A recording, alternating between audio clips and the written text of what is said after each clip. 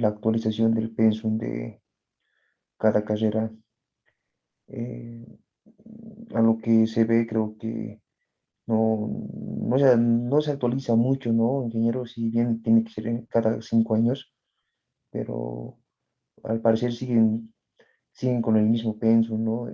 Si esto bien se tiene que tratar en instancias superiores ya con con los directores de sus respectivas carreras, eh, esa parte, digamos, para poder tener una competencia laboral también con otras universidades, tanto privadas y públicas, ¿usted cree pertinente que debería realizarse las actualizaciones posteriormente y tratando de ver un mejor mercado laboral? Esa es mi consulta, ingeniero. Gracias, Cristian. Obviamente que sí. Debería revisarse cada cierto tiempo. Tengo entendido que es 10 años que debería revisarse siempre los pensum, pero modificaciones internas pequeñas se permiten como especializaciones. Entonces, esto debería revisarse cada cierto tiempo. El mundo es muy dinámico. El mundo va cambiando, las solicitudes laborales van cambiando. Entonces, nosotros, si bien no vamos a poder cambiar ahora, estamos en sexto, séptimo semestre, un pensum toma su tiempo, un nuevo pensum toma su tiempo. A veces tarda 2 años en la implementación, tal vez ni me toque a mí, me pongo en el caso de ustedes, tal vez me va a tocar a mí. Entonces, ¿qué es lo que tengo que hacer? Tengo que ir buscando cuál es mi perfil profesional, dónde quiero trabajar. Me voy a especializar en una área, me especializo en un área porque tengo las carreras tienen especialidad al final, me especializo en un área, pero dentro de esa especialización, ¿qué es lo que quiero hacer? ¿Qué voy a hacer? Yo tengo que buscar algunos cursos que yo podría tomar para ir interiorizándose más de lo que, de lo que quiero trabajar, ¿ya? Ahí muchos docentes, cuando han dado las exposiciones anteriores, han hablado de muchos temas nuevos para ustedes. Han hablado de programación, han hablado de Big Data, han hablado de manejo de router, switch en algunos casos, han hablado de, también en el tema de implementación de nuevas tecnologías, software, programas. Entonces, en ese tema es muy importante que una vez que yo elija mi especialidad, también vea dónde quisiera yo trabajar, ¿ya? Si a algunos les parece muy pronto, estoy en tercer año, no es muy pronto. Ya podríamos ver, y esto siempre converso con mis alumnos, podríamos ver en qué empresa me gustaría trabajar. Vamos a una empresa primero grande. Hay diferencia entre trabajar en una empresa grande y en empresas pequeñas, después les voy a explicar cuál es la diferencia.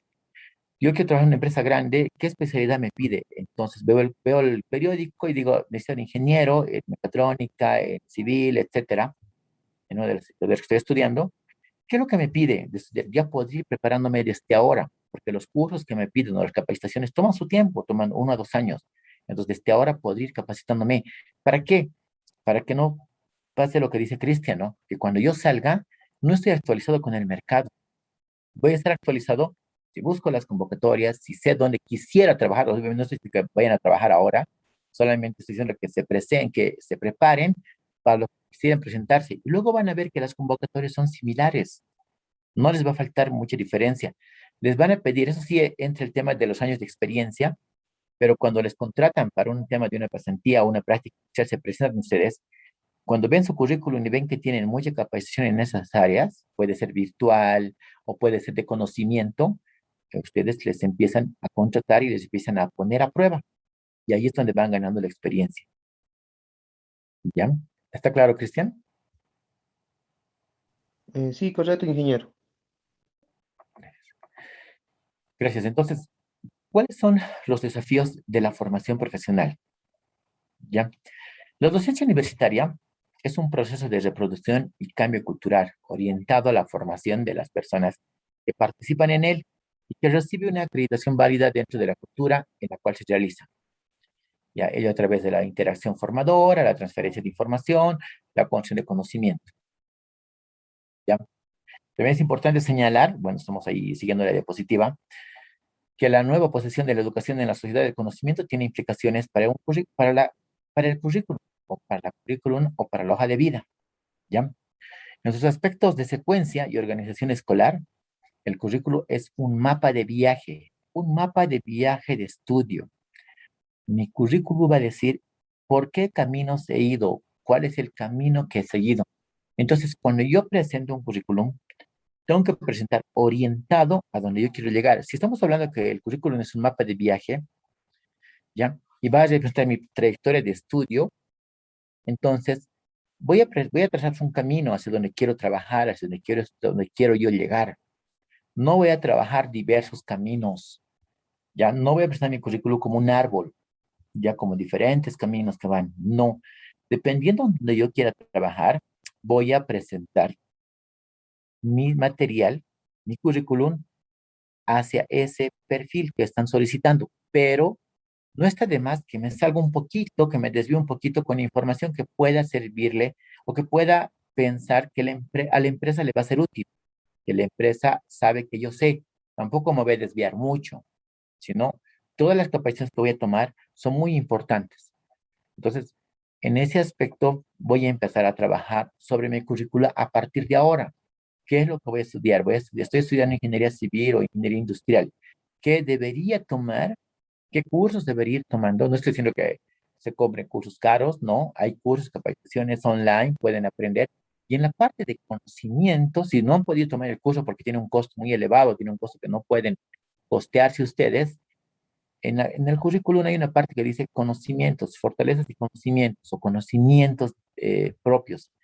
En esa parte pueden colocar todo lo que ustedes han hecho como autodidactas. Y el entrevistador les va a preguntar, ¿sabes esto? Sí, sé esta parte, esta parte. Al entrevistador, con que le digan dos o tres cosas de lo que les ha preguntado, él se va a ubicar de qué están hablando. Si el entrevistador es una persona que sabe, se va a ubicar. No va a hacer muchas preguntas, va a ser concreto. Les va a preguntar sobre algún tema en específico que ustedes han puesto de conocimiento genérico. Les va a preguntar, ustedes les responden, va a pasar. Y eso es muy importante. No es solo la oportunidad, es el tema del querer hacer las cosas. ¿Ya? Entonces, todo eso voy a colocar en mi currículum para que yo pueda ir al perfil que se está solicitando. Y ahí tengo que capacitarme todo el tiempo, ¿no?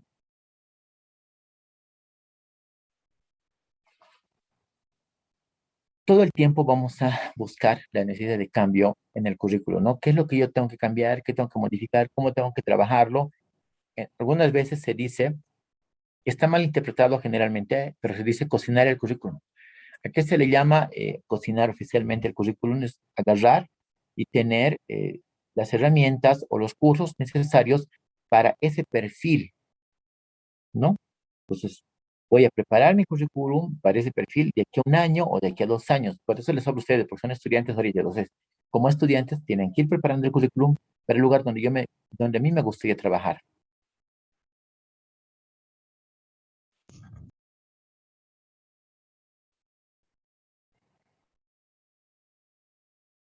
Los desafíos de la formación profesional. Hay aspectos de manera operacional y de manera académica. No, inicialmente nosotros somos muy académicos y vamos a comparar con un aspecto operacional. Ya cuando vemos la tarea de un técnico y de un ingeniero, yo tengo muchos amigos técnicos, son muy buenos amigos técnicos que tengo, valoro bastante su trabajo, su experiencia, ¿ya? Desde el aspecto operacional, son las personas que hacen el trabajo que realizan, ¿ya? Entonces, cuando hablamos de diferentes aspectos como epistemología, situaciones, foco, comunicación, límites, etcétera, ¿ya? En epistemología vamos a hablar de lo operacional como es el saber cómo, y en la parte académica es saber por qué y qué estoy haciendo. El operacional solo tiene que saber cómo hacerlo. Ustedes, cuando empiecen a trabajar, van a ser ingenieros junior, por ahí les toca la parte operacional, entonces les van a mandar, les van a enseñar a hacer una tarea, le van a decir, tienes que armar de esta forma y les van a explicar a armarlo. La primera vez, como les han pescado en curva, somos los nuevitos, somos los ingenieros junior, les van a decir cómo se hace. Entonces, saber cómo, aprender a cómo se hace. Después, como ingeniero, analizaré la parte, ¿por qué? ¿Qué he hecho? ¿Qué estoy haciendo y por qué estoy haciendo? Analizaré la parte, analizaré toda la estructura del trabajo que me han encomendado. Por eso es que soy ingeniero. Por eso es que estamos saliendo de la facultad. Las situaciones, el operacional, son definidas pragmáticamente. La práctica le ha enseñado. El ingeniero agarra y hace el diseño o analiza el diseño. Define por el campo intelectual.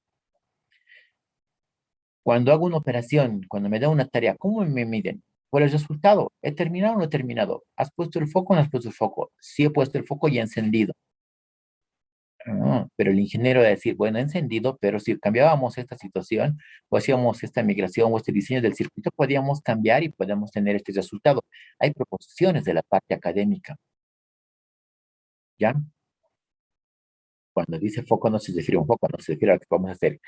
La transferibilidad, ¿ya? Hablamos de metaoperaciones o postoperaciones, ¿no? Son cosas que les vamos a manejar después de lo que hacemos. O sea, cada vez hacemos y manejamos lo mismo. Cuando hablamos de metacognición, hablamos siempre de conocimiento. El ingeniero siempre va a analizar el por qué y después que se hacen las cosas. El aprendizaje de uno es experiencial. A partir de la experiencia, sabe cómo se hace. El operacional sabe cómo se hacen las cosas. Hay algunos alumnos que he tenido en la facultad, no digo en qué carrera, en la facultad, que son muy experimentales. Me dan los resultados de acuerdo al experimento. He tenido laboratorio con algunas personas de diferentes semestres y me dicen, esto funciona así, Inge, pero me doy cuenta que si cambio estos elementos, el resultado es diferente. Mire, a ver, voy a cambiar. No, un ratito, está bien. A nivel operacional, si lo vas a cambiar, es perfecto, funciona y te das cuenta, tomas tu registro, ya sabes. Pero a nivel académico me interesa saber este cambio que has hecho, qué es lo que está generando, dónde está tu estudio y tu análisis. Eso es muy diferente, ¿no? Cuando presentamos resultados o cuando estamos en etapas del aprendizaje, ¿ya? Un operacional, por resultados le van a medir, es una propuesta, en la evaluación, le van a medir, le van a decir, la operación que has hecho cuesta tanto, es económico, ¿ya? El ingeniero va a verificar, puede hacer cierto análisis sobre la veracidad de lo que está presentando. La orientación del valor, sobrevivencia económica, sigue siendo económico en el tema operacional. El ingeniero que va a presentar puede presentar los planos, el estudio, puede mostrar que el sistema es robusto, hay disciplina en los planos que ha presentado, puede modificar, ¿ya? Al operacional, cuando presenta un límite, la organización le pone normas organizacionales, ¿no? Al ingeniero no, la norma es en el campo intelectual. Él se coloca los límites. Ninguna empresa le va a coartar que usted pueda aportar con conocimientos, siempre y cuando el que le esté hablando le importe el crecimiento de la empresa. No estoy hablando de un jefe directo. A veces a los jefes directos no les gusta que los ingenieros opinen porque le pueden opacar su trabajo. Pero si a un jefe, o sea, al dueño de la empresa, o sea, un accionista, se le presentan las ideas, es muy diferente. Algunos dirán, pero ¿cómo yo llego al accionista si el accionista está en el piso 9, entre comillas, ¿no? En el piso 9 y yo estoy en el piso 1 trabajando? Siempre hay la oportunidad, siempre se presenta la oportunidad y hay que saber aprovecharla. Hay una reunión, una cena, el ascensor, las gradas, entonces debemos hacernos conocer como académicos. ¿Ya? Vamos a la siguiente. De estudiante profesional. Este es un paso que muchos jóvenes acaban de dar cuando son profesionales, con el inicio de sus prácticas laborales, ¿no? Algo nada fácil para los jóvenes, ¿no? Con la transformación que la economía moderna ha hecho del mercado ocupacional. Así como crecen las expectativas, también lo hacen la flexibilidad de los cargos y la necesidad de ejercer nuevas áreas para las cuales las instituciones de educación superior parecieran no estar capacitando a sus alumnos, lo que hablamos en un momento. Piden nuevos requisitos, nuevos requerimientos, nuevos profesionales y no hemos salido con ese perfil de trabajo. Hemos salido con un diferente perfil. Entonces, ante ese escenario, nos vamos a frustrar, pero tenemos que estar preparados para tolerar las frustraciones. A ver, quisiera que alguien me diga, ¿cuántos de ustedes, bueno, o alguien que me comente, ha repetido las materias de cálculo 1, cálculo 2, ecuaciones, o ha reprobado, o laboratorio? si se han sentido frustrados,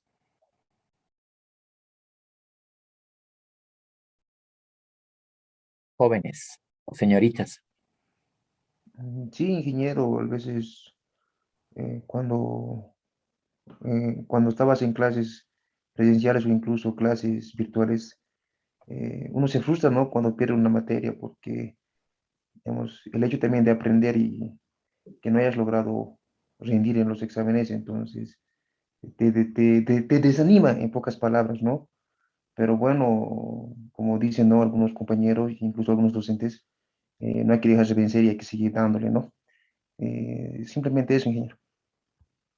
Y cuando has peleado, Cristian, la segunda vez o la tercera que has repetido la materia, ¿cómo te has sentido cuando has aprobado? ¿Qué tipo de poder has sentido? Me refiero a poder tal vez un interno, ¿no?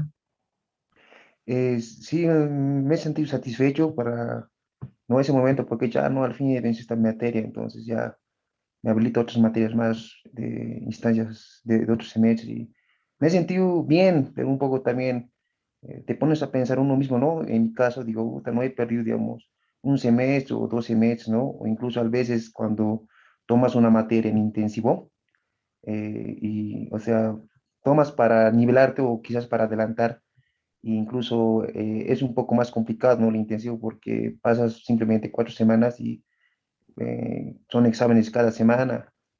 Pero bueno, o sea, haciendo respuesta a su pregunta, sí, también me he sentido aliviado en pocas palabras. Gracias, Cristian. Ahí también me escribe la señorita Aranda, que dice, Inge, yo me sentí frustrada porque a veces intentas y no sabes que fue tu error. Es triste y te bajoneas. A veces sientes que no eres para la carrera.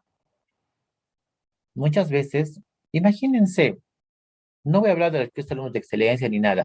Imagínense que estuviera en una carrera donde, eh, pese a las dificultades que he tenido el primer semestre con algunas materias, y donde el docente le presentó un trabajo práctico, he aprobado. Llego al segundo semestre igual, he presentado con el docente he charlado, con la dirección me han dado oportunidad y he ido probando y he salido de esa forma hasta el 10.º semestre. Llego al primer trabajo y en el primer trabajo agarran y me dicen que, bueno, usted no sirve para esto, hasta luego. ¿Cómo me voy a sentir si es que no he tenido a la práctica de haber reprobado el laboratorio? No estoy hablando de aquellos alumnos, por el caso que hay muy buenos alumnos que no tienen ninguna materia reprobada, están yendo a la excelencia, están agarrando y están tomando el intensivo, están adelantando. No me estoy refiriendo a ellos. Me refiero con aquellos alumnos, digamos, que a veces no he tenido una dificultad o una vida tan dura con el tema de las materias que nosotros nos exigen en la parte de, tal vez no son de la facultad, pero con el tema de que nos exigen en la carrera, ¿no? O en la facultad. Entonces, esos alumnos, ¿cómo se sentirán cuando van a trabajar?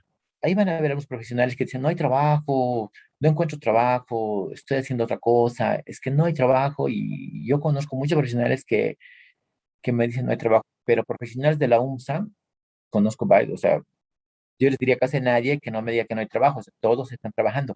¿Por qué? Porque no se dejan rendir.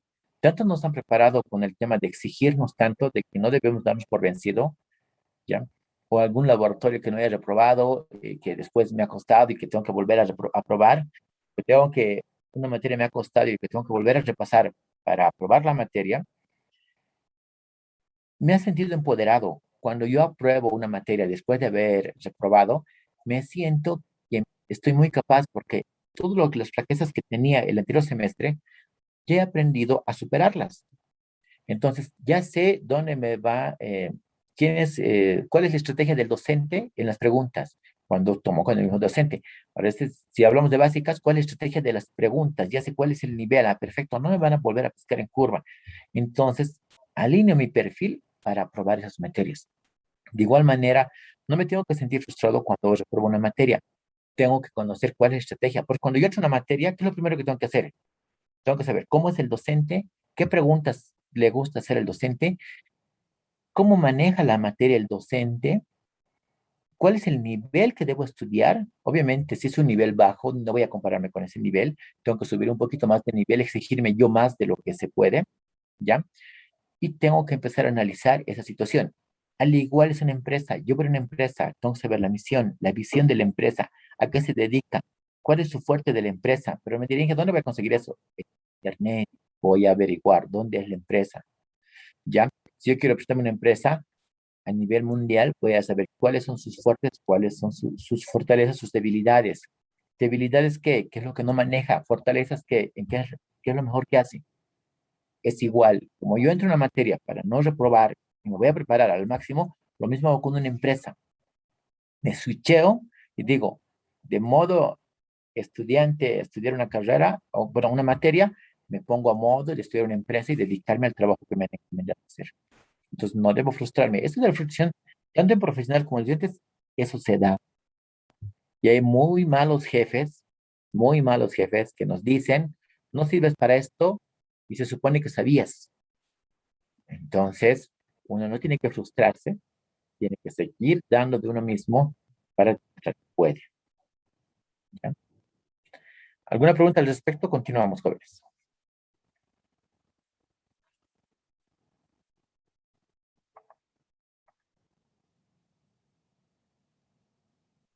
Cuando hablamos de una competencia, como habíamos dicho hace un momento, voy a buscar el foco, ¿dónde quiero llegar? ¿Qué es lo que quiero ser? Y donde yo quiera llegar, voy a poner mi perfil. Ahí quiero estar, ¿ya? Estas son las demandas que el mercado requiere. Y adelante la copa, ¿no? Esas son las demandas que el mercado requiere. ¿Qué tengo que prepararme yo para llegar a ese mercado, para llegar a esa posición? Lo que les decía, si yo estoy en primer, segundo, tercero, cuarto, quinto semestre, entonces, aparte de lo que me da la carrera, debo prepararme de una forma paralela para llegar a lo que el mercado está requiriendo. Debo prepararme, ¿ya? ¿Ya? Nosotros desde los 18 años ya podemos trabajar, ya podemos ser profesionalmente activos. No estoy pidiendo que trabajen, otra vez les repito, que digan el docente, dice que debemos trabajar, no estoy pidiendo que trabajen. Estoy pidiendo que ya debo buscar el foco. Algunos tenemos 20, 22, 24, 26, 28, 30 años. Tengo alumnos de 30, mayores de 30, que el foco es diferente de cada uno, pero nunca es tarde. Estos, estas posibilidades que tienen de buscar alternativas para llegar al objetivo final, a una competencia profesional, debemos hacerlas ahora. Nunca es tarde. Todo el mundo y todo el tiempo estamos estudiando. Todos tenemos que seguir estudiando. ¿Ya? Ahora, hay muchos escenarios. La sociedad en general desarrolla dinámicas impulsadas por agentes o sectores. ¿Ya? Hay cuatro sectores importantes donde vamos a poder desarrollarnos y trabajar. Está el sector empresarial. El sector empresarial es una que va a estar orientada a la producción de bienes o servicios, y servicios, puede ser y servicios o servicios. Es una empresa privada generalmente. Bueno, es una empresa privada, sector empresarial. ¿Ya? El beneficio es económico a partir de diversos indicadores. Cuando yo vaya a trabajar o cuando me presente a una empresa con todo mi conocimiento, con todo lo que yo sé, ¿ya? Me van a medir por resultados. La empresa privada siempre mide por resultados. Ya va a haber un momento que, como ven en la gráfica, ya ustedes van a estar defendiendo el proyecto que han armado como ingenieros civiles, industriales, eléctricos, etcétera. Van a defender el proyecto ante quienes pueden ser que sean los accionistas que estén en la mesa, ¿ya? O puede ser que como el dueño de la empresa ha presentado un proyecto a nivel nacional, a Fancesa, a Coca-Cola, a Intel, alguna empresa, y el dueño no es experto. Por eso ha contratado a un ingeniero como ustedes, ¿no? Entonces, ustedes son los especialistas, ustedes son los que se han preparado 5 años para hacer diseño, ¿ya? Y para explicar toda la parte de desarrollo, etcétera. Entonces, a ustedes les van a contratar. Entonces, suponiendo que, no sé si se ve el mouse, ¿ya? Sea el dueño de la empresa o el accionista, tiene que hacer una presentación a nivel ejecutivo, les va a llevar a ustedes, él va a hacer todo el lobby de la empresa, del proyecto, y él va a decir, el ingeniero va a explicar en 10 minutos el proyecto, porque el accionista o el empresario no conoce muy bien los términos, y ustedes van a presentar ante el directorio de la otra empresa el proyecto. O sea, les comento porque es una experiencia personal, me pasó a mí, o sea, me llevó el dueño de la empresa y cuando yo era como ustedes jóvenes, bueno, ustedes son mucho, muy jóvenes. Cuando yo tenía unos 30 años, 27 años, 25 años, me llevó y me dijo, bueno, yo no sabía que iba a hacer la presentación. Él me hizo hacer una presentación para él. Hice la presentación, le entregué al dueño de la empresa. Muy bien, estaba yo ahí, me dijo, mañana vamos a viajar, tenemos que ir a Santa Cruz un ratito y vamos a hacer una presentación, me dijo, ¿me acompañas? Bueno, le dije, bajó, entonces yo viajamos con él a Santa Cruz, nos encontramos allá y el dueño de la empresa hizo el lobby, presentó a la empresa, a la compañía, habló del proyecto, era por $3 millones, no era mucho, era $3 millones. Agarró y dijo al ingeniero, va a explicar las partes va a explicar el proyecto en 10 minutos. Y me sacó a mí, yo no, o sea, no me había dicho que voy a presentar, no me dijo nada, ¿no? Entonces agarré y empecé a hacer la explicación, me puse nervioso al principio, los primeros 2 minutos me puse muy nervioso, después me quedaba 8 minutos y dije, no puedo ponerme los 8 minutos que me queda nervioso, tengo que tomar el control de la situación. Entonces expliqué de manera muy rápida el proyecto, ¿ya? Y había preguntas que eran muy técnicas. Uno se pone nervioso porque, como ustedes, tenemos la crisis de que pensamos de que no estamos capacitados, ¿no? Entonces, por eso quiero tocar, ustedes están muy capacitados para muchos temas. Eso, con esa confianza tienen. Viendo las preguntas, primero uno se asusta con las preguntas porque te está preguntando el dueño de la otra empresa, el accionista, está con su personal especializado, han traído ellos a sus ingenieros que te van a preguntar. Todos los ingenieros te preguntan, te hacen preguntas y uno ve que las preguntas no son tan complejas porque solamente estás defendiendo tu proyecto, estás defendiendo lo que tú has armado. Entonces te preguntan sobre el proyecto y tú vas respondiendo. Cuando vienen preguntas ya que son comerciales o de números, ya ahí interviene el dueño de la empresa y ahí se cierra la conversación o se cierra el meeting, ¿no? Se cierra la reunión. Entonces, ustedes van a estar en esta situación, todos los ingenieros van a estar en esta situación, porque el ingeniero es el que defiende el proyecto. Ustedes van a armar el proyecto y van a tener que ir a defenderlo. Y cuando les toque ir, si no le explican al gerente bien, el gerente va a decir, pero es muy complicado, hay que llevar al ingeniero. Y si es un proyecto no es tan complejo, que usted le ha explicado muy fácil, o el gerente ha querido entenderlo, lo va a entender y él va a ir del proyecto y ustedes van a ser parte del proyecto. Entonces, en el sector empresarial, en una empresa privada, generalmente les miden por resultados y les van a medir por lo que ustedes desenvuelven. Ahora, no se sientan mal ni se frustren. Les voy a decir algo que me lo han dicho, se dice generalmente, te dicen que cada uno es un número para la empresa. O sea, no te aferres a una empresa porque solo eres un número para la empresa. Mientras le generes réditos a la empresa, ganancias, vas a seguir trabajando ahí. El momento que no le generes, hasta luego, señor. ¿Ya? Y eso es algo que puede parecer frustrante en un principio. Puede decir, tanto le he querido a esta empresa, he trabajado 20 años o 5 años y me bota de la empresa, ¿no? Entonces, no tengo que sentirme mal porque somos un número. Mientras ese número lo pueda manejar yo de la manera que para mí sea más cómoda, obviamente dando réditos, me sienta capaz, nunca me sienta menos, nunca me va a faltar trabajo. Entonces ustedes tienen que sentir una situación seguros de sí mismo, seguros de poder presentar un proyecto, seguros de poder trabajar con los gerentes. Somos un número, siempre van a ser un número, ¿ya? Lamentablemente, esa es la situación real, pero ese número tiene que jugar favorable para nosotros. Por eso es que muchas personas, muchos ingenieros abren sus propias empresas. Después de tener experiencia en una empresa grande, hacen su proyecto, hacen su empresa. Ahora, ¿qué diferencia hay de trabajar en una empresa grande y en una empresa pequeña? ¿Cuál es el consejo que se les puede dar? La empresa grande trabaja por procesos. Cada persona o cada departamento hace un proceso. Si yo voy a ir a trabajar en una empresa grande, yo voy a entrar a trabajar a un proceso o a un área. Voy a hacer lo mismo todo el tiempo. ¿Cuál es la ventaja de trabajar en una empresa grande? Que voy a aprender los procesos. Un proceso hay para sacar material del almacén, un proceso hay para hacer instalaciones, un proceso hay para pedir un bolígrafo, un proceso hay para facturar, un proceso hay para mandar cotizaciones o un área. Cuando yo trabajo en una empresa pequeña, ya las empresas pequeñas, puedo conocer todos los procesos. Un día puedo ser el que arma la propuesta, porque soy ingeniero. Al día siguiente voy a ser el que lleva la propuesta y defiende, que sería ingeniero de proyectos, que es el que defiende la propuesta. Al día siguiente me van a adjudicar y voy a estar mandando los requerimientos de un proyecto. Voy a comprar de la China los materiales, voy a comprar de Estados Unidos, de Alemania. Voy a estar haciendo los requerimientos por correo, necesito que me coticen, mejoren el precio. Voy a estar haciendo la parte comercial de la empresa.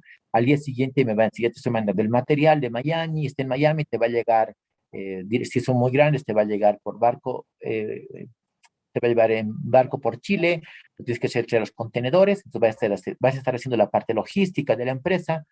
Esa es la diferencia en trabajar entre una empresa grande y una empresa pequeña, ¿ya?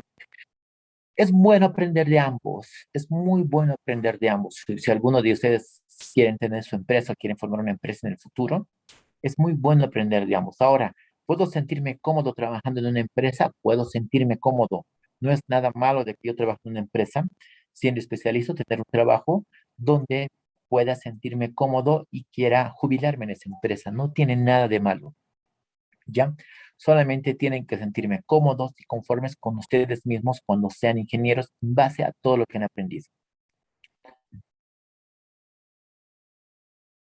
¿Está claro? Si alguien tiene alguna duda, alguna consulta, alguna curiosidad, pueden escribirme al chat si no quieren habilitar el micrófono.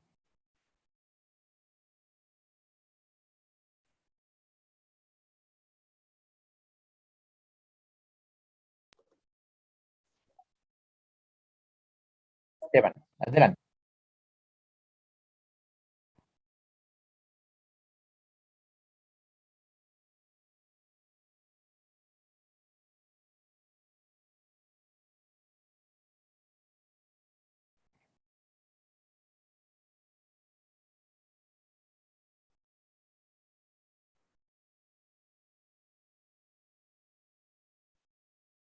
Ya, las preguntas le voy a dejar para el final. Tengo una diapositiva que muestra las preguntas.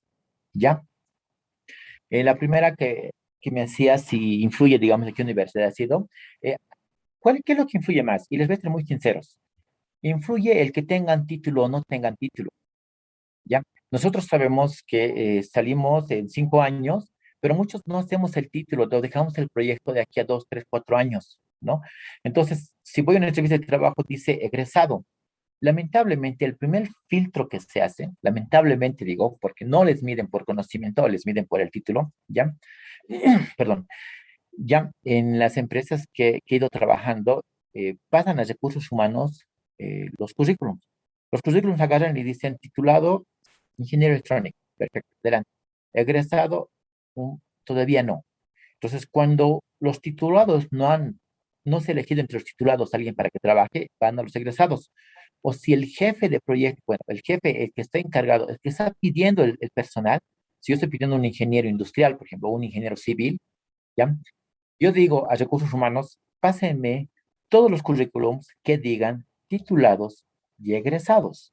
Recursos humanos va a venir y me va a decir, aquí están los titulados y están los egresados para que yo pueda hacer la entrevista.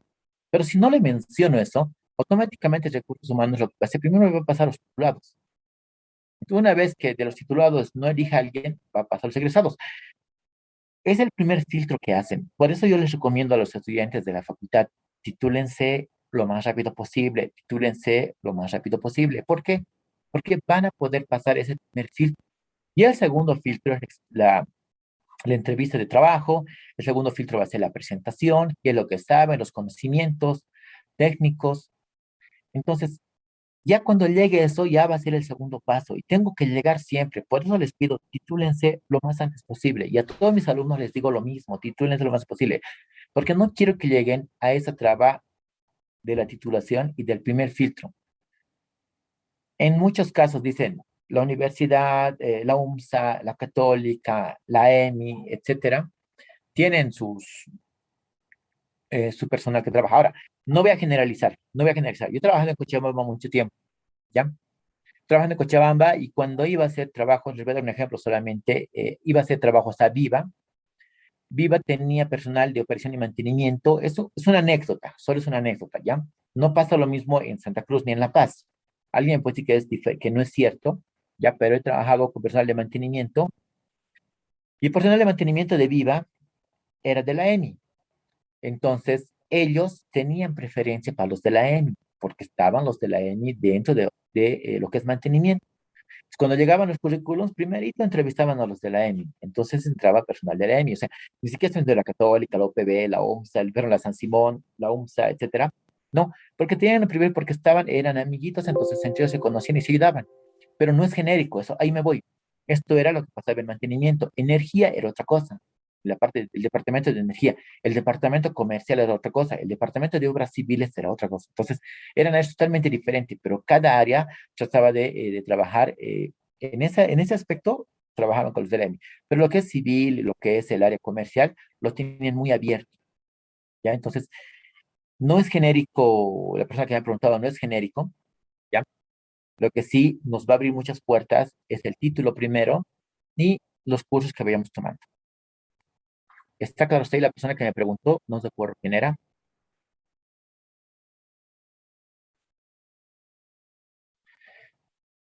Hay una pregunta que viene en el chat. Dicen que el sector público y el sector privado de trabajo varían algo. Ok, Esteban, gracias por contestarme. Ahí voy a tocar ahora el sector público, ¿ya? El Estado es otro agente a considerar. Desde él se dirigen y administran una serie de instituciones con una lógica de servicios a la comunidad. La lógica teórica es el servicio a la comunidad del Estado, del sector público. Dentro de ese sector se deben establecer y aplicar regulaciones que garanticen derechos mínimos de los ciudadanos en salud, justicia, educación y otros factores, ¿no? Los gobiernos manejan grandes presupuestos que no tienen por objeto de generar utilidades, sino cumplir propósitos específicos de servicio a la comunidad en las múltiples áreas en que se expresa la labor gubernamental. Trabajar en el sector público, lamentablemente nunca trabajé en el sector público, ¿ya? Siempre trabajé en el sector privado, pero tengo muchos compañeros que trabajan en el sector público, ¿ya? De alguna forma, ustedes saben, ha estado eh, politizado el sector público, ¿no? Tal vez no es general, ¿no? Pero lo que sí se pide siempre en el sector público que sea por competencias. Pero si ustedes trabajan en el sector público, les van a pedir el tema de cumplimiento, horarios, al igual que en empresa privada, les van a pedir su expertise en el área que están trabajando. Les van a pedir que trabajen. Muchas veces les miden más por resultados. Es un trabajo que les dejan hacer solos, o sea, o les dan una tarea y tienen que hacerlos ustedes. En el sector eh, privado les dan el apoyo porque si ustedes fallan, automáticamente la empresa pierde. En el sector público algunas veces no les dan esa oportunidad. Si falló algo, directamente les quitan el ítem y buscan otra persona que pueda ocuparlo. Mira, pues, falle, ¿no? Como les digo, es totalmente diferente. Es sentirse cómodo donde uno trabaja. Pero el trabajo, al final, la labor que ustedes van a desarrollar como ingenieros es la misma en ambas instituciones, ¿no? Van a estar a cargo de muchas situaciones. El trámite de conseguir no sé, un activo fijo, me refiero a un escritorio, un computador, a, a una herramienta, a un instrumento que necesiten, es diferente en cada uno. Y eso tienen que ver cuando ya estén trabajando dentro de la institución. Cuando entro a una institución a trabajar público-privada, tengo que preguntar, ¿cuál es el camino para conseguir esto? ¿Cuál es el camino para esta firma? ¿Cuál es el camino para pedir vacaciones? ¿Cuál es el camino para solicitar si estoy enfermo? ¿Cuál es el camino? Tengo que averiguar. Cada uno tiene su proceso. Cuando yo entro a una institución, voy a preguntar, voy a averiguar siempre cuáles son los procedimientos o los procedimientos para conseguir algo, permiso, una información, ¿ya? Un respaldo. El agente del sector educativo, donde estamos nosotros, no, ahora estamos hablando del sector educativo, es menos estructurado que los dos anteriores, ¿ya? Compone las entidades educativas, la educación superior compone centros de formación técnico. Hay varios centros de formación técnico donde los que desean enseñar como profesionales pueden presentarse, institutos profesionales pueden presentarse, en la misma universidad pueden presentarse como docentes, ¿ya? Los dos primeros tipos de instituciones pueden ser legalmente constituidos como empresa. Los centros de formación técnica y los institutos son empresas, ¿no? Son en algún caso se constituyen a nivel de instituto total, ¿no? Se da cursos de, no sé, AutoCAD, se da cursos de contabilidad, se da cursos de ensamblaje de computadora, se da muchos cursos, ¿no? Se están presentando. Entonces, son empresas, ¿no? Entonces se combina tanto lo académico como la parte de utilidades. Tiene que ver ambos, ¿no? Cuando yo voy a trabajar a una entidad privada, bueno, perdón, a una entidad superior, a un centro de formación técnica, a una universidad que puede ser privada, también tengo que averiguar cuál es el foco de la universidad. ¿Qué es lo que tengo que hacer? Es una empresa, ¿no? ¿Qué es lo que la empresa espera de mí? Ya, lo primero que tengo que hacer es qué es lo que la empresa espera de mí. Tengo que tener bien claro eso. Cuando voy a una empresa, sea de educación superior, sea una empresa, sea el sector público, ¿qué espera la empresa de mí? ¿Qué es lo que quiere que yo haga? ¿Ya? Las, los sectores socioculturales, ¿no? Es más variado que el anterior y se vincula a un conjunto de organismos que no tienen, que no incluyen a los sectores anteriores. Está compuesto por corporaciones, fundaciones, asociaciones, organismos no gubernamentales, son las ONGs. Sus objetivos de estas instituciones se extienden al bienestar social, a las, bueno, en algún caso son a las religiones, al deporte, a la recreación, a la cultura, al arte, etcétera, ¿no? Es un sector bastante difícil de caracterizar. Genera demandas por competencias profesionales que en parte se asimilan a los otros sectores, pero también es fuente de demandas especiales, ¿no? Las ONGs quieren a veces profesionales muy específicos, ¿no? Requieren ingenieros civiles, industriales, eléctricos, para que manejen proyectos. Ellos manejan proyectos en diferentes áreas de tipo social. Entonces, si ustedes quieren hacer un sistema de riego, quieren hacer un sistema de electrificación en el área rural, van a encontrar un ingeniero. Entonces, generalmente en una ONG, cuando trabajan en una ONG, generalmente no es una regla, tienen que viajar los ingenieros, ¿no? Van a viajar, van a campo, hacen el trabajo de supervisión, controlan que todos los estándares sean cumplidos por la parte técnica, por la parte que está implementando, y tienen que traer los resultados y los informes. Son consultorías, generalmente que las ONGs ofrecen, que es una consultoría, es, una, es, es un trabajo por un tiempo determinado y un pago ya acordado anteriormente. Tú me entregas el proyecto en 4 meses y tu sueldo va a ser $6,000, $10,000 o $10,000, dependiendo, ¿no? Cuánto esté negociando el proyecto la empresa, ¿no? Tienes que viajar 2 veces a la semana mínimamente, me tienes que echar los informes, no les controlan horario, en algunos casos no hay oficina, solamente es por resultado, ¿ya? No acabó el proyecto, ustedes creen que me van a pagar si no acabó el proyecto, no nos van a pagar, ¿por qué? Porque el presupuesto que les están asignando a ustedes es para entregar el proyecto. Entonces, en algún caso, si ustedes no cumplen, no van a poder pagarles, tal vez pueden llegar a un acuerdo que les paguen algo, pero ese presupuesto es para que el ingeniero que se contrate X, Y o Z haga el trabajo de supervisión, ¿ya? Y entregue el proyecto funcionando. Entonces, antes de aceptar un trabajo, no solo en una ONG, bueno, en un proyecto tienen que pedir el estado del proyecto, cómo se encuentra el proyecto, ¿ya?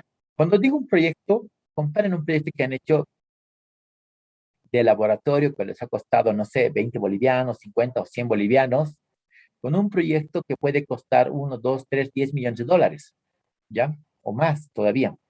Entonces, ¿qué tienen que ver? ¿Cómo les están entregando el proyecto? ¿En qué estado se encuentra? ¿Están todos los materiales para continuar el proyecto? ¿Cuál es el tiempo que va a durar el proyecto? Si en ese tiempo hay el material necesario, el personal humano, el personal técnico, los materiales, si están de acuerdo, ustedes han revisado, puedo hacerme cargo del proyecto. Si no están de acuerdo, tengo que informar, decir, este proyecto está incompleto, le falta, no sé, imagínense un proyecto de ustedes que están manejando, pero es un proyecto más grande, ¿ya? Le falta ciertas herramientas, cierto personal, por lo tanto el proyecto va a poder acabar un 80%. Si están de acuerdo, continúa. Si no están de acuerdo, gracias. Hay que saber cuándo retirarse de un proyecto, cuándo no hacer un proyecto, no retirarse, cuándo no hacer un proyecto y cuándo saber hacerlo, ¿ya? ¿Está claro hasta ahí? Voy a pasar al tema de las funciones ahora. ¿Se entiende el tema de los proyectos? Cuando a mí me entregan un proyecto, Ingeniero. Gracias. Inge, una consultita. Adelante. Bueno, es un buen consejo, pero yo, digamos, me pregunto, he aceptado el proyecto, pero, y luego digo, no, no voy a poder por estas razones. ¿No se juega ahí un poco la imagen del profesional? De decir, sí, Exacto. sí puedo, pero y luego después no puedo, algo así. Está bien, yo le estoy diciendo, cuando usted le van a dar un proyecto, usted se va a hacer cargo de un proyecto, lo primero que tiene que pedir antes de hacerse cargo del proyecto es hacer una evaluación. Lamentablemente le va a tomar tiempo, tal vez le tome tiempo una semana en la evaluación, o un poco más de tiempo, pero en la primera, se llama overview, pero lo vamos a decir en otras palabras. En la primera revisión del proyecto, usted ya tiene que ver, de acuerdo a su experiencia, porque le están contratando porque es especialista en el área, ¿ya? Le están contratando porque es especialista en el área. Entonces usted va a agarrar y va a decir, este proyecto se encuentra en estas condiciones, voy a ir avanzando. Perfecto. Usted se hace cargo del proyecto, pero bajo ciertas condiciones. Si no le ha dado el tiempo de revisar todo, usted está avisando antes de empezar. Obviamente, lo que les decía, no puede retirarse de un proyecto. Digo, bueno, este proyecto está yendo mal, me retiro, gracias. Entonces, ahí queda mal la imagen del profesional. Usted está revisando cuando ha recibido un proyecto a medias. Hay muchas veces, y eso pasa generalmente, hay proyectos que se quedan a medias, quieren contratar un ingeniero salvavidas, pero un ingeniero de proyectos que sabe el proyecto.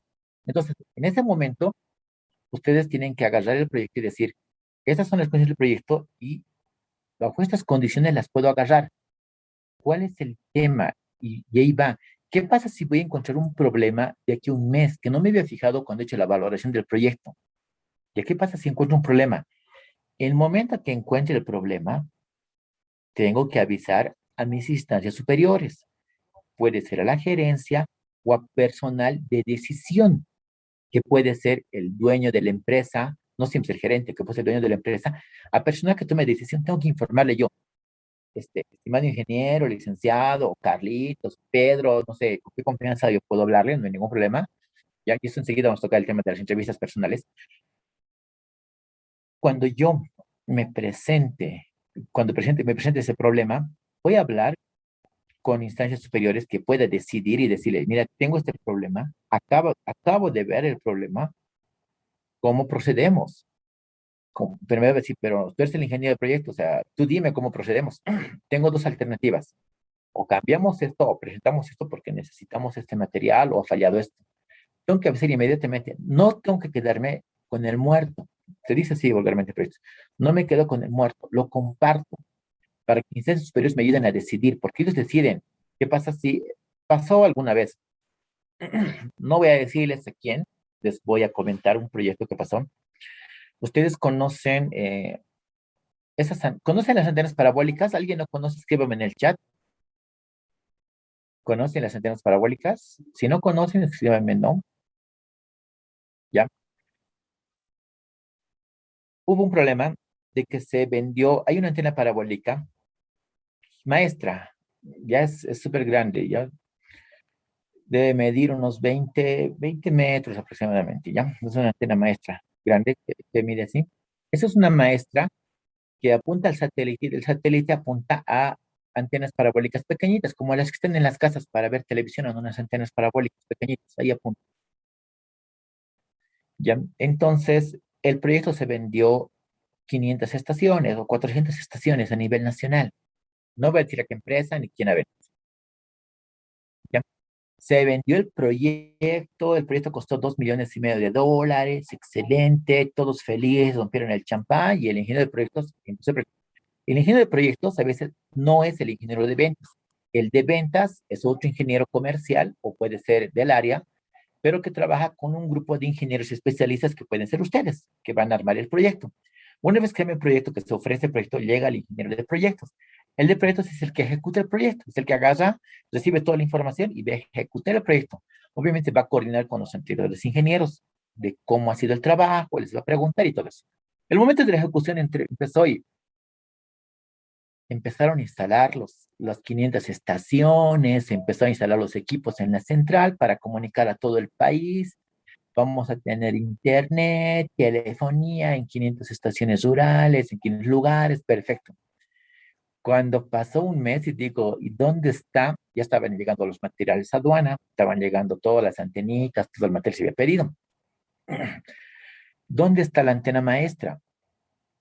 La antena maestra y no había la antena maestra. Los ingenieros de proyectos no había la antena maestra, la que iba a hablar con todas las antenas pequeñitas.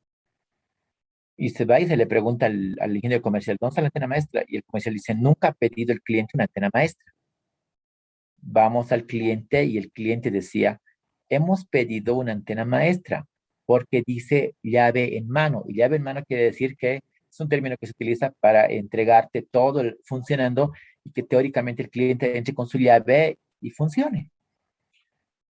Y había la disputa, la disputa de quién iba a entregar la antena, y que decían, no, ustedes tienen que entregarme, y el cliente y la parte comercial decía, nosotros no tenemos que entregar la antena, porque no dice, no pides en tu pliego, no pides en tus requerimientos. Y el cliente decía, dice llave en mano, tú tienes que entregarme la antena. Y la antena costaba $500,000, o sea, no era algo barato. Entonces, el momento que se dio cuenta el área de proyectos, de su ejecución, digamos, ustedes se han dado cuenta, ese momento le iban a cargar el problema al ingeniero de proyectos, al que está haciendo, si él no hablaba. Ese momento él habló y fue a hablar con el ingeniero comercial que decidía si se compra o no se compra. Entonces, hay que pasarle el muertito a él. Es decir, no hay la antena, provisionalmente tenemos esta solución, podemos seguir trabajando, pero tienes que ver cómo vamos a arreglar esta situación, porque tú has ofrecido y tienen que, no es echarse la culpa, tienen que reunirse primero internamente en la empresa y ver qué solución se le va a plantear al cliente. Y como todo un equipo bien reforzados con sus cascos, porque van a llegar las balas, ¿no? Su traje antibalas y todas estas balas, todo lo que el cliente va a criticar. Entonces había que ir a hablar con el cliente. Entonces es una tarea que no se tienen que dejar ustedes. No se queden con la tarea. Siempre avisen, informen al momento que se están dando cuenta que algo no está dentro de lo normal. Puede ser que yo me equivoque como ingeniero, tengo que avisar. Me he equivocado en este ingeniero y va a pasar este problema. Tengo que ir y avisar inmediatamente. No tengo que dejar que esto crezca. ¿Está claro? No sé si era Abigail quien me preguntó. No, era yo. Gracias, ingeniero. Está Me bien. quedó claro. Ok. Gracias. Ok. Bueno, las funciones, vamos a categorizar las funciones. La función técnica, como habíamos dicho hace un momento, es el que asume la responsabilidad directamente relacionadas con tareas en las cuales sus competencias especializadas son un principal recurso. Si yo voy a ser un ingeniero o un técnico especialista en el área, y hay que armar un equipo, hacer un diseño o supervisar la implementación de algo específico, me van a mandar a mí, porque yo sé cómo se trabaja, cómo funciona esta maquinaria. Entonces, ese va a ser el ingeniero, en algún caso va a cumplir ese papel técnico. Él ha diseñado, él sabe cómo funciona y tiene que armarlo. Terminar de armarlo con todo el equipo que le van a entregar. Entonces, va a cumplir una función técnica. Función directiva. Cuando ya tiene experiencia. Lo ideal es que tenga expertise de técnico, que ha trabajado como técnico, que no suba directamente ingeniero a jefe a ingeniero o jefe de área o jefe de proyecto directamente. Lo ideal es que haya trabajado en la parte técnica primero y después de esto, una vez que ha trabajado en la parte técnica, le puede tener una función directiva, ¿ya? Es la que va a asumir responsabilidades. Es el ingeniero que va a asumir la responsabilidad del grupo de técnicos o ingenieros juniors o ingenieros. Cualquier responsabilidad le van a cargar al ingeniero que está a cargo. No ha funcionado una central, no ha funcionado, no sé, una estación petrolera, algo en la minera que me han entregado, un proyecto en construcción civil. Al ingeniero que está a cargo le van a llamar la atención. Entonces, típicamente se incluyen en este papel tareas de administración, productos o servicios de interés público.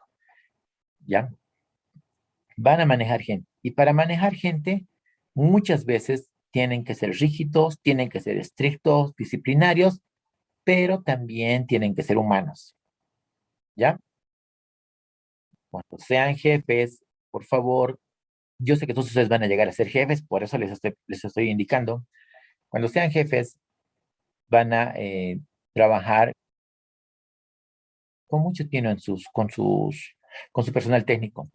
Ha habido una mala experiencia de un jefe en un proyecto Dos ingenieros estaban retornando de Sucre después de hacer un trabajo. Llegaron acá a 9 de la noche con vehículo, llegaron acá a 9 de la noche y tenían que hacer un trabajo en Sucre, tenían que volver a Sucre para hacer un trabajo. Lamentablemente llegaron 9 de la noche, llegaron a sus casas, prepararon el material, cenaron y salieron 1 de la mañana de sus casas, de sus casas para viajar otra vez a Sucre. Ya el supervisor o el director o el jefe que era de ellos les permitió la salida, les entregó un material y les permitió la salida. Mm, Como jefes, ustedes tienen que evaluar no solamente el trabajo. Yo sé que el trabajo puede ser muy complicado, puede estar su cargo en riesgo, pero más importante es la vida de las personas. Ya eso se aprende con el camino. Lamentablemente, los dos ingenieros jóvenes salieron a la 1 de la mañana de sus casas con el vehículo y 2 de la mañana y media tuvieron un accidente en la carretera de Oro porque estaba manejando, se durmió, fallecieron los dos. Entonces, nada se compara con el tema de que no cuidemos a la gente cuando ustedes sean jefes. Por eso digo, ser un poquito humanos. O sea, cualquier trabajo puede esperar cuando la vida de las personas está en juego o pueden tener otra persona que ustedes, que no haya trabajado todo el día, que no esté cansada, que le puedan ustedes compensar en horas, pagar esas horas extras, etcétera, para que pueda viajar con ellos o llevarles. Si los ingenieros son netamente especializados, pueden buscar otra persona que les lleve, no que no siempre vayan ellos manejando porque ha sido un problema y eran jóvenes, 24 años tenían y 27 años. Entonces es muy lamentable lo que pasó y yo, digamos, es un tema de un mal manejo de ser su jefe de ellos. Ha sido un problema muy fuerte, ¿no? Que yo he escuchado que eran mis amigos y fue muy lamentable saber que habían fallecido, ¿no? Entonces siempre pongan, cuando sean ustedes jefes, pónganse también pónganse en el lado humano. Y es muy importante ponerse en el lado humano, ver la presión de la empresa es muy fuerte por cumplimiento, por responsabilidades, pero ustedes como ingenieros de proyecto también tienen que ponerse en su lugar y tienen que ver qué es lo mejor, porque al final no llegaron, tuvo el accidente, no se hizo el trabajo, los peritos fueron, tardó 48 horas más, se tarda más tiempo. Entonces, velen también el tema de la parte humana de las personas que van a estar bajo su cargo. Ustedes van a ser jefes, ¿no?